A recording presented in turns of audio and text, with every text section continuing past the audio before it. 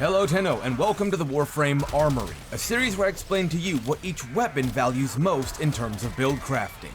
Unlike the Warframe Academy, we're not doing this in alphabetical order, but instead, whatever weapon I damn well feel like doing, starting with the Miter Incarnon.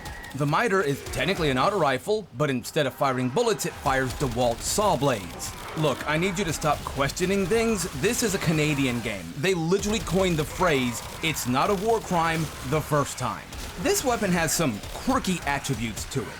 For example, on its base fire mode, the saw blades can technically bounce off of solid objects, and rarely bounce off of an enemy to potentially hit a secondary enemy. However, for its Incarnon evolution, as you can see, they kinda just go wherever the hell they damn well please. Additionally, while you can get headshots with its base fire form, for the Incarnon evolution, because you have no control over where the blades are going, trying to build for headshot damage, in my opinion, just isn't worth it. Despite the Miter being an auto rifle in base form, its Incarnon evolution is much more akin to a chain beam rifle like the Glaxian, given the fact that the shots can double back to hit the same target multiple times. As a result, Blast is one of, if not the single best damage type for the Miter Incarnon, with Gas being a close second.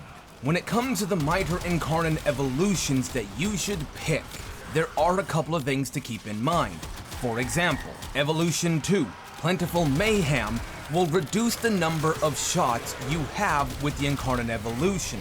Thus, in my opinion, Swift Saw Blades is by default the better option, even if your frame does not have a channeled ability.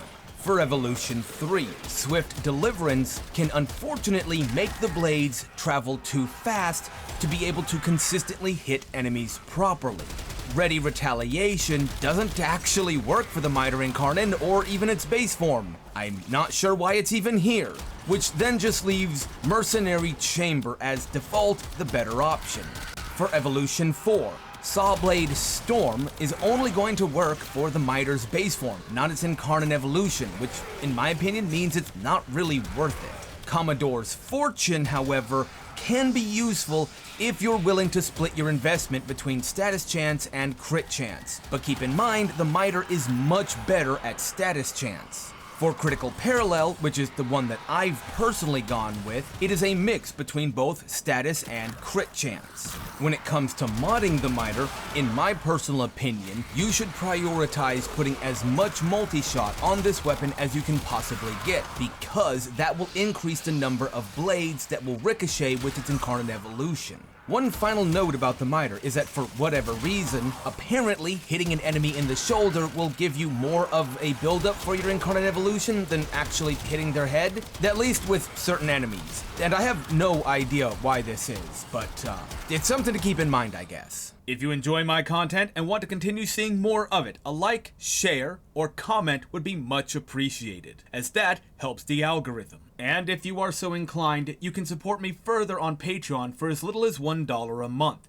That allows me to continue to make the content that you enjoy. However, never do so unless you are financially stable. And with all that out of the way, I hope you have an absolutely amazing day, Tenno. And I'll see you next time.